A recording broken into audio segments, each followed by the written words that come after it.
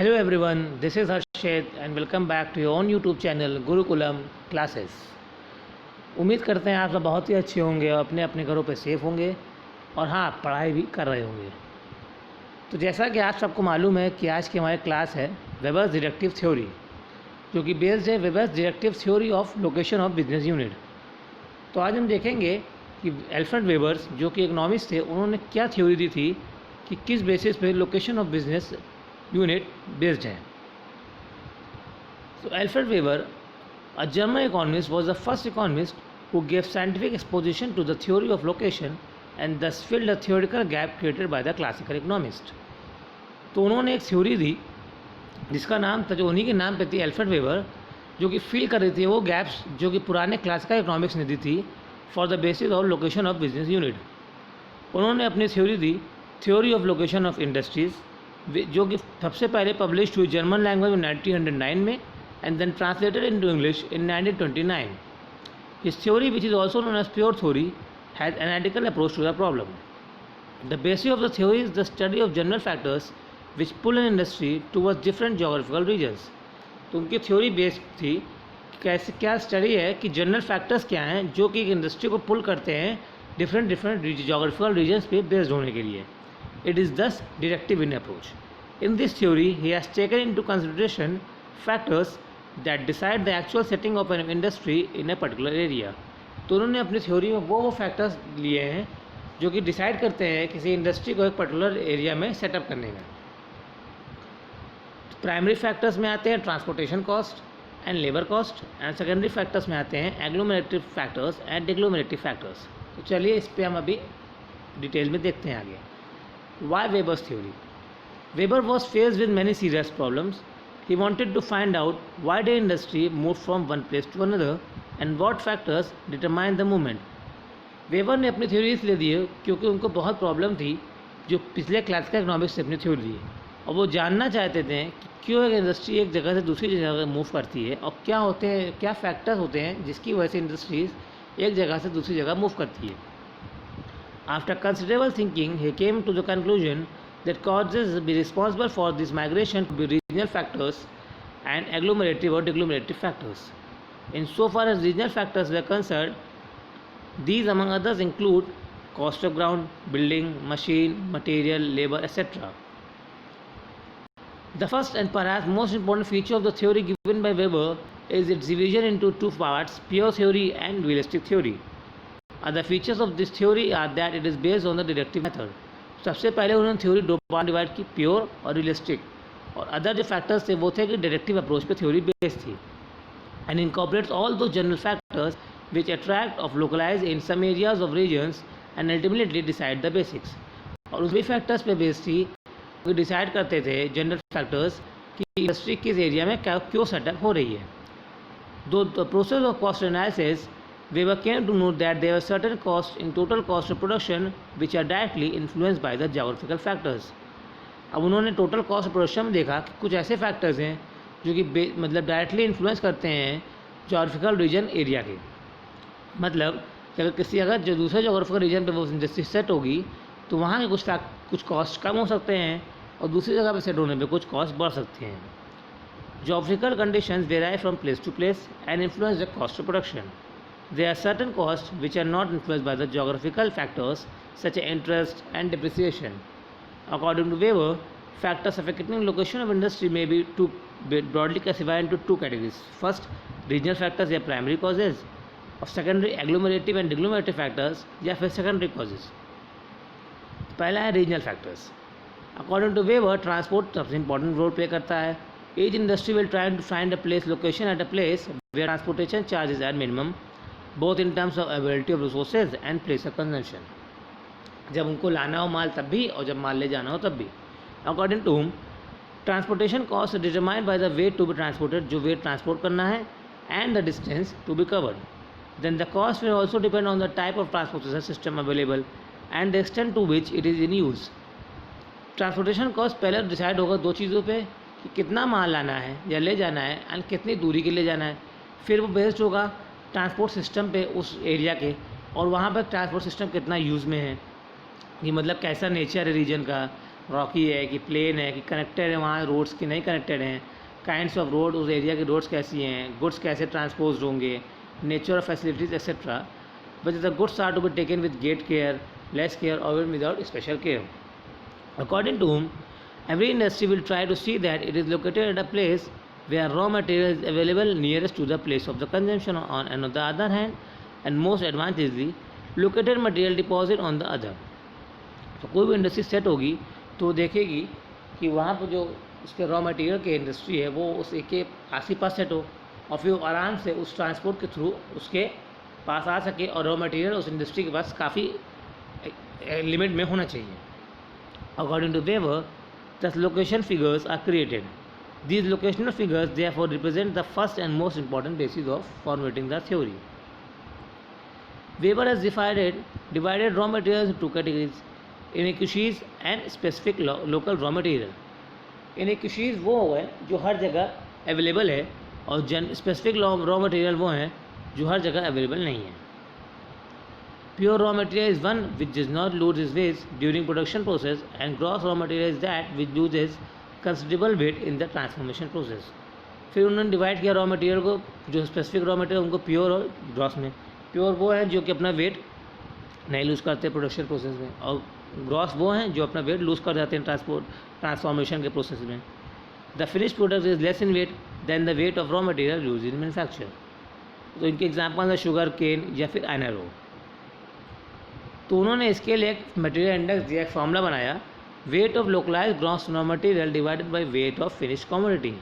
अब अगर index number निकालेंगे और इंडेक्स नंबर 1 से ज़्यादा है, ग्रेटर देन 1, तो industries had a tendency to localise at the place of raw material. अब इंडस्ट्री वहीं पर बेस्ड होगी जहाँ पर ट्रांसपोर्टेशन, जहाँ पर कि उसकी रॉ मटेरियल की इंडस्ट्री बेस्ड है. और अगर इंडेक्स नंबर 1 से कम है तो industry locate near the place of consumption. फिर इंडस्ट्री वहाँ लोकेट होगी जहाँ पे वो जो प्रोडक्ट बन रहा है उसकी जहाँ पे कंजम्पशन ज़्यादा हो या फिर मार्केट में बेच हो. इन केस ऑफ यूनिटी, अगर यूनिटी है, इंडस्ट्री में get located at any place of raw material और market depending on the description of the entrepreneur and its convenience. Labour cost also affect, labour cost भी affect करता है location of industry. अभी हमने देखा है रॉ मटेरियल, अब labour cost देखते हैं. If transportation cost of favourable but labour cost unfavourable, the problem of location becomes difficult to have a readymade solution. अब अगर ट्रांसपोर्टेशन कॉस्ट फेवरेबल है और लेबर कॉस्ट अनफेवरेबल है तो भी कंडीशन मैच नहीं कर पाएगी. इंडस्ट्रीज में have tendency to get located at a place where labour cost are low. Industry वहाँ पे लोकेट हो सकती है जहाँ पर लेबर कॉस्ट कम है, but labour and transportation cost should be low for ideal situation.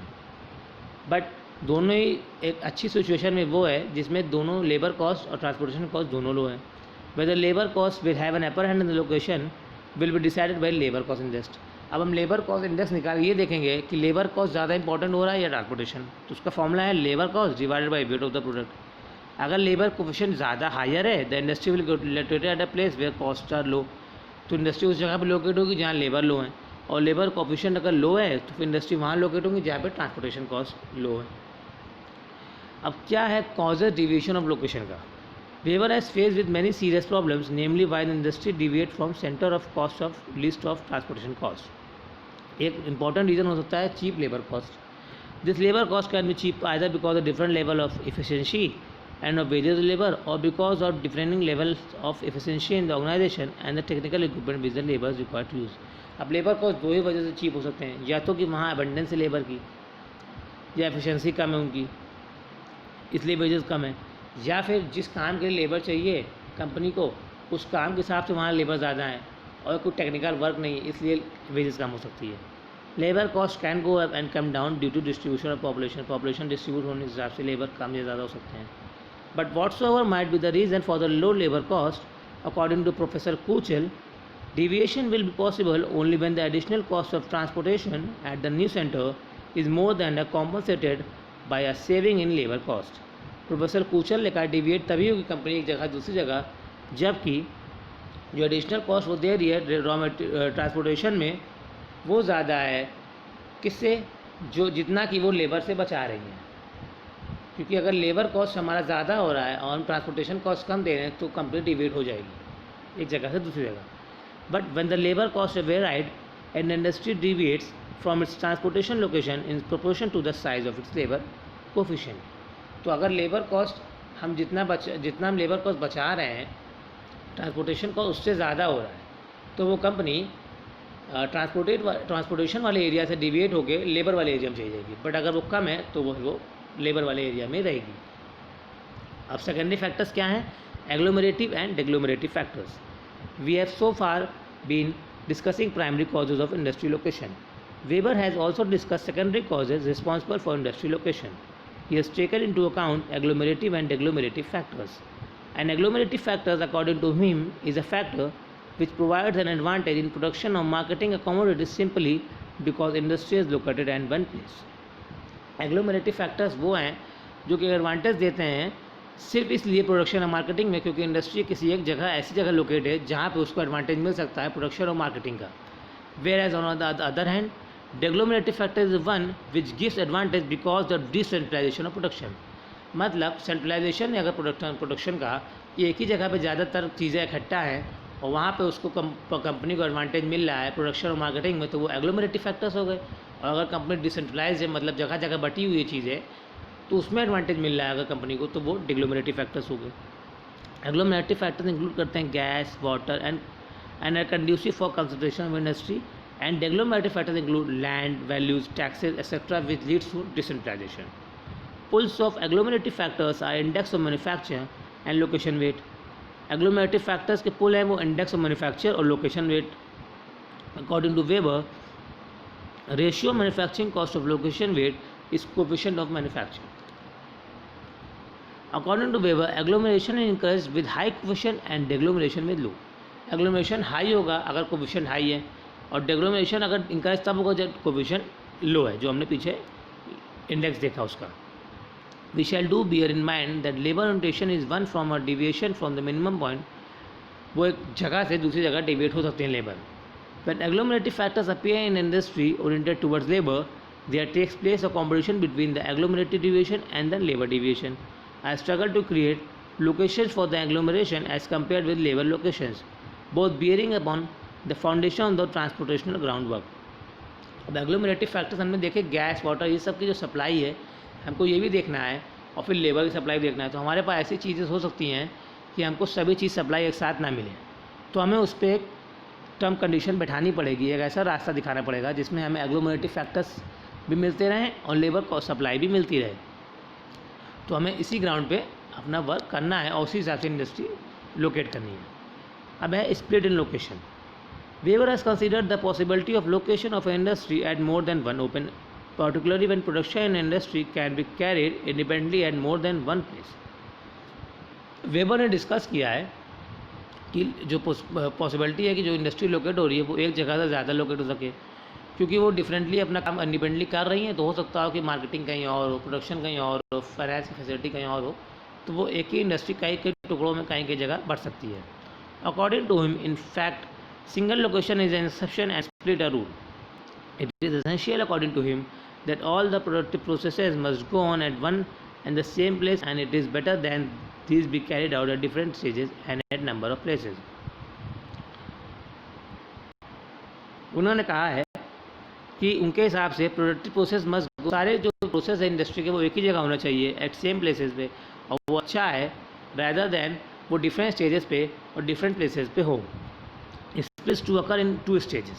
In first stage it is elimination of waste. Split दो stages में अगर होगा, पहला कि वेस्ट एलिमिनेट करना है और दूसरा working upon on pure material. फिर उन्होंने दिया लोकेशन कपलिंग.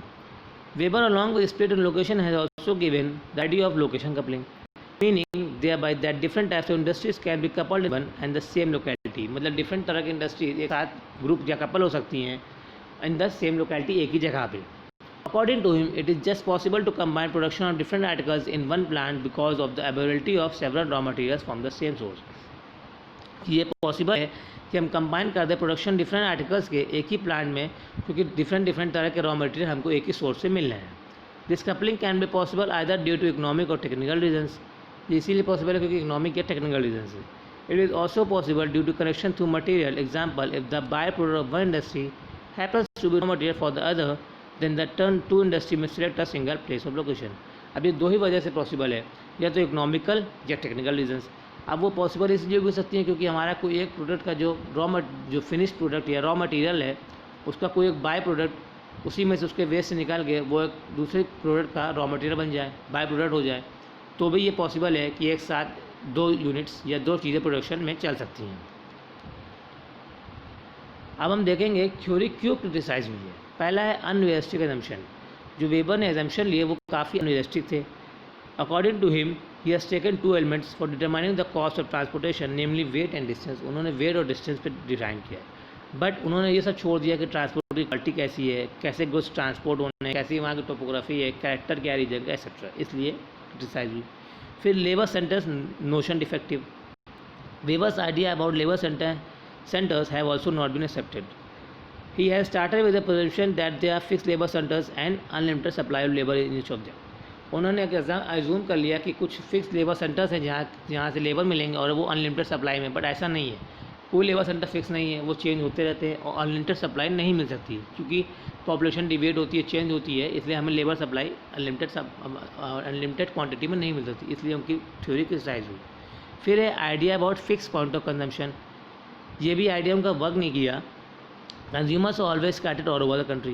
कंज्यूमर हर जगह बैठे हैं और वो एक ही यूनिट एक ही तरह से एक ही जगह कंज्यूम नहीं कर सकते, इसलिए वो चेंज होता रहता है। फिर वेग जनरलाइजेशंस। उनके जनरलाइजेशंस बड़े वेग थे, पुराने थे, अच्छे बेकार थे।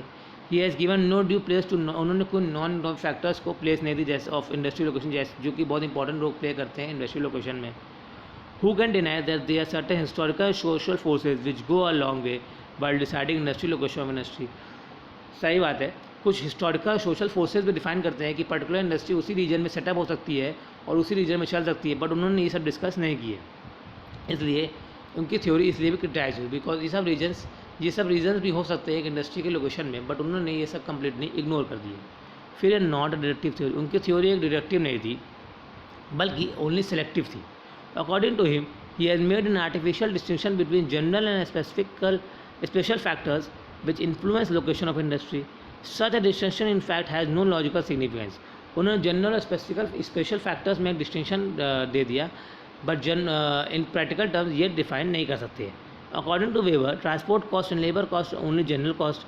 He has failed to explain why capital cost and management cost can not be included. उन्होंने ये नहीं डिफाइन, उन्होंने सिर्फ लेबर और ट्रांसपोर्ट कॉस्ट ही जनरल कॉस्ट में, जनरल फैक्टर्स या जनरल कॉस्ट में डिफाइन कर दी, बट उन्होंने कैपिटल कॉस्ट और मैनेजमेंट कॉस्ट ये सब लेना भूल गए। फिर डिफेक्टिव मेथड ऑफ एनालिसिस था।